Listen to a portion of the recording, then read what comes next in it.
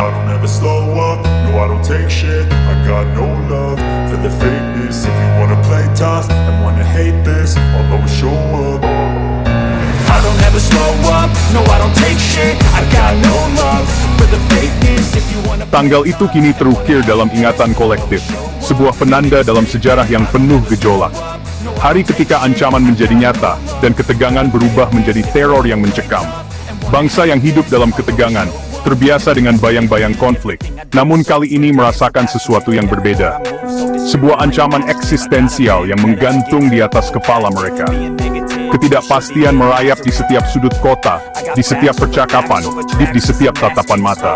Sirene serangan udara meraung, suara yang sudah terlalu familiar, namun kali ini membawa ketakutan yang lebih. a reflection of the emptiness, hilarious. You think you're worth my time, you're delirious, mysterious, because you are behind a fake exterior. Di dalam resonansi yang menusuk tulang dan membangkitkan trauma masa lalu. Raungan itu bukan sekadar peringatan, melainkan deklarasi perang. Kali ini membawa ketakutan yang lebih dalam.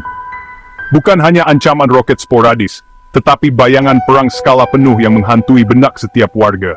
Mereka berlarian mencari perlindungan, bukan hanya dari ledakan, tetapi juga dari mimpi buruk yang menjadi kenyataan. Ini bukan lagi roket sporadis, serangan kecil yang bisa diabaikan. Ini Iran, negara kuat, dengan ambisi dan sumber daya yang tak terbatas. Menepati ancamannya, menunjukkan kekuatan militernya, dan mengirimkan pesan yang jelas kepada Israel dan dunia.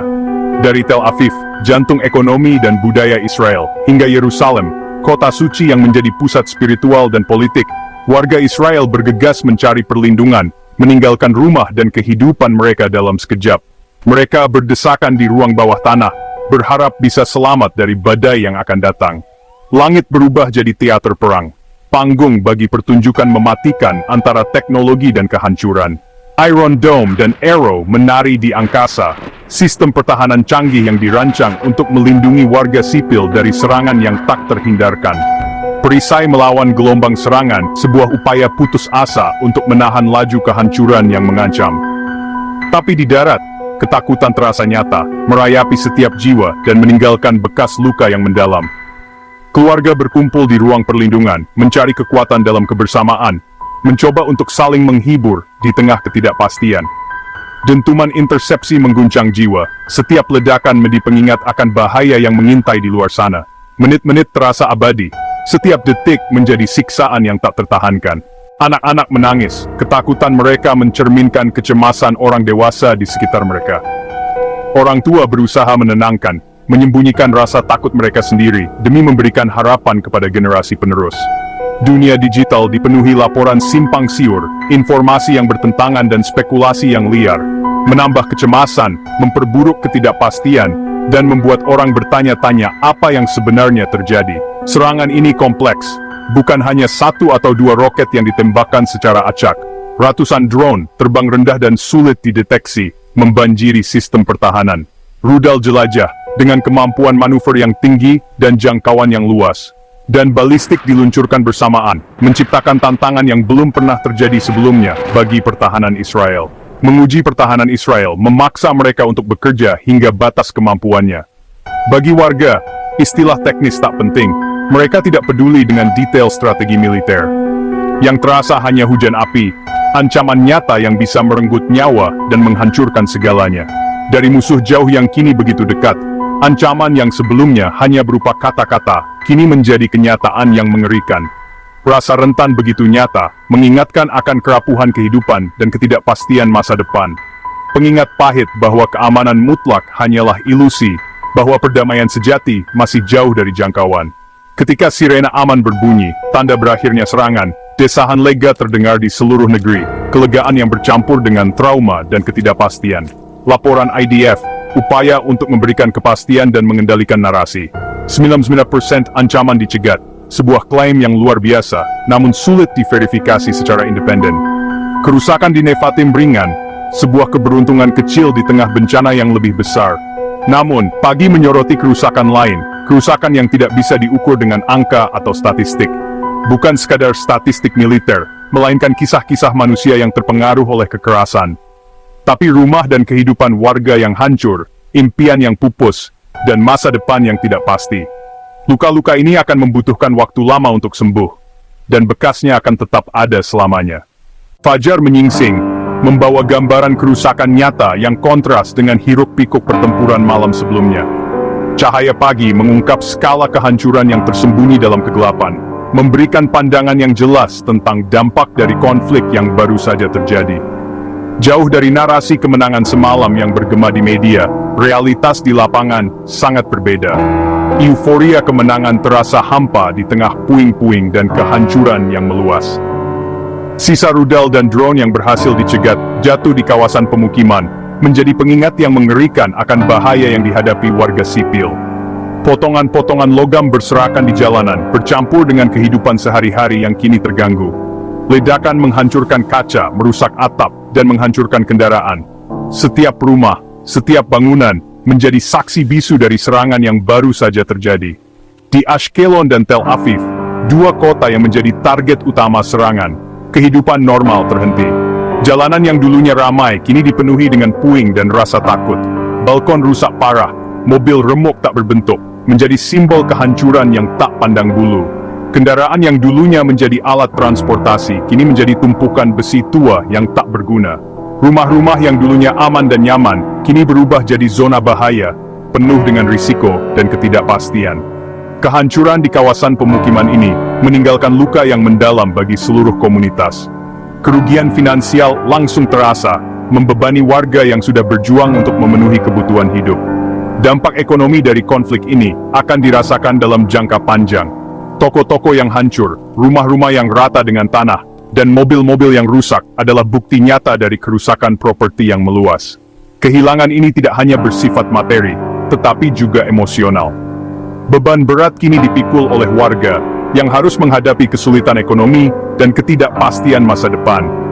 Mereka membutuhkan dukungan dan bantuan untuk bisa bangkit kembali. Kemenangan di langit meninggalkan jejak kehancuran yang kontras di bumi. Sebuah ironi pahit yang harus dihadapi oleh mereka yang terdampak langsung oleh konflik. Keluarga yang selamat, kini harus menilai kerusakan, mensurvei kehancuran, dan memeriksa properti mereka untuk melihat apa yang masih bisa diselamatkan.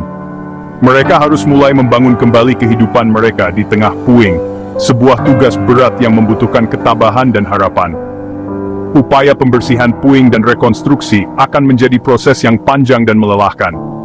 Pemerintah boleh merayakan kemenangan yang diraih, namun perayaan tersebut terasa hambar bagi mereka yang kehilangan segalanya. Bagi warga, perjuangan baru saja dimulai. Mereka harus menghadapi tantangan pemulihan, mengatasi trauma, dan membangun kembali kehidupan mereka dari awal.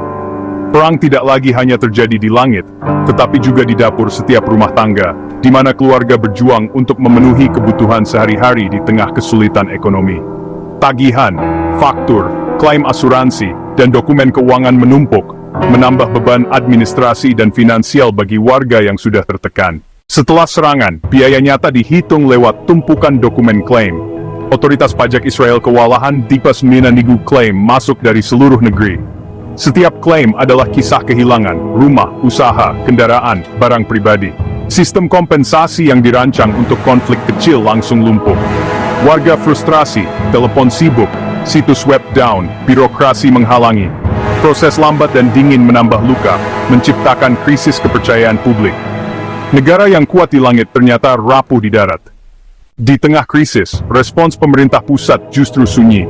Netanyahu cepat memuji kemenangan militer, tapi diam soal klaim kompensasi. Kekosongan ini diisi kemarahan publik, penderitaan warga jadi catatan kaki. Birokrasi berjalan sendiri-sendiri, tanpa koordinasi atau langkah darurat. Media sosial penuh kisah warga yang kesulitan, tagar Netanyahu pusing viral. Kelambanan pemerintah memperpanjang trauma dan beban ekonomi keluarga. Warga diuji lagi, bukan oleh musuh luar, tapi oleh ketidakpedulian pemimpinnya. Pesan kemenangan Netanyahu kontras dengan kenyataan di lapangan.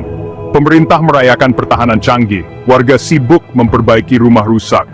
Jurang antara retorika resmi dan pengalaman nyata makin lebar. Laporan berita membandingkan pidato kemenangan dengan keluhan warga. Kemenangan terasa hampa ketika rakyat dibiarkan berjuang sendiri. Kesenjangan ini mengikis kepercayaan pada pemerintah. Kita akan menang terdengar palsu bagi banyak orang. Kemenangan milik pemerintah, beban ditanggung rakyat. Oposisi politik memanfaatkan kegagalan pemerintah, memperkuat suara ketidakpuasan. Yair Lapid menyoroti kemenangan sejati bukan hanya mencegat rudal, tapi juga merawat warga. Kritik mereka menyorot pola lama pemerintah piawai perang, lemah urus rakyat. Media dan analis menilai Netanyahu lebih suka drama militer daripada administrasi domestik. Tekanan oposisi memaksa pemerintah bertindak, tapi respons dianggap terlambat. Kerusakan kredibilitas sudah terjadi, narasi kemenangan militer, kekalahan sipil menguat. Fissure sosial yang sempat tertutup ancaman luar kini terbuka lebar. Di balik kerusakan fisik, perang menimbulkan beban ekonomi luar biasa. Satu malam pertahanan menelan biaya miliaran shekel, harga yang harus dibayar demi bertahan. Anggaran negara makin tertekan, dana publik dialihkan dari pendidikan, kesehatan, dan infrastruktur. Kepercayaan konsumen turun, industri pariwisata terpukul, utang negara membengkak. Pemerintah terpaksa memangkas anggaran dan menaikkan pajak, menambah beban rakyat. Siklus ini memperdalam ketidakpuasan publik. Perang kini juga terjadi di neraca keuangan dan dompet warga. Biaya konflik menjadi ancaman stabilitas jangka panjang. Ketika semua biaya dihitung, kemenangan Israel atas serangan Iran terasa ambigu. Biaya intersepsi rudal lebih dari $1 miliar, dana yang tak bisa dipakai untuk membangun masa depan. Ribu klaim kompensasi jadi beban baru, puluhan hingga ratusan juta shekel. Dampak ekonomi meluas, produktivitas turun, pariwisata lesu, kepercayaan publik luntur. Kegagalan birokrasi memperdalam jurang antara pemerintah dan rakyat. Kemenangan militer dibayar mahal dengan hilangnya kepercayaan dan stabilitas sosial. Kemenangan terasa hampa saat luka ekonomi dan sosial menganga. Serangan Iran, sebuah demonstrasi kekuatan yang mengguncang kawasan Timur Tengah, baru-baru ini menjadi ujian berat bagi Israel.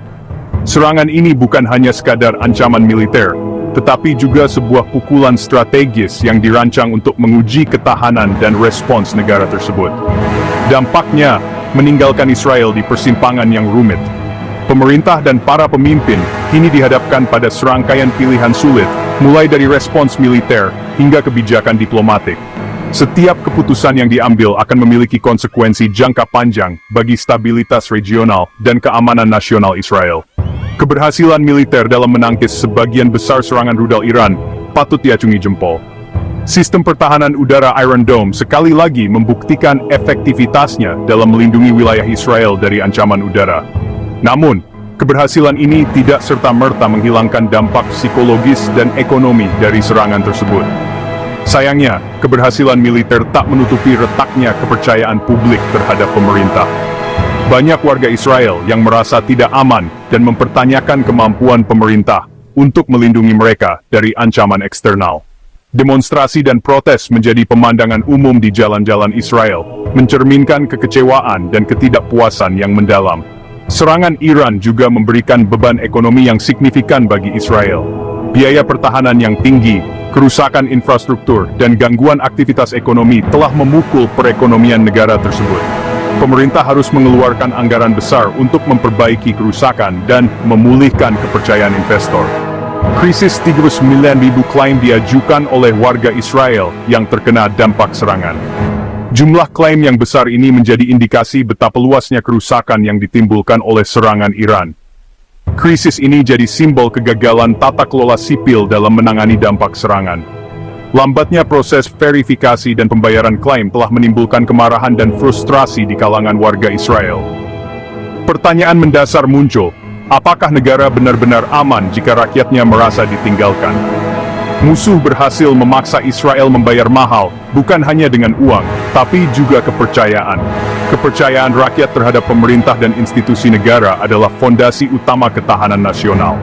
Tantangan ke depan membangun ketahanan bukan hanya di langit, tapi juga di institusi dan kesejahteraan rakyat.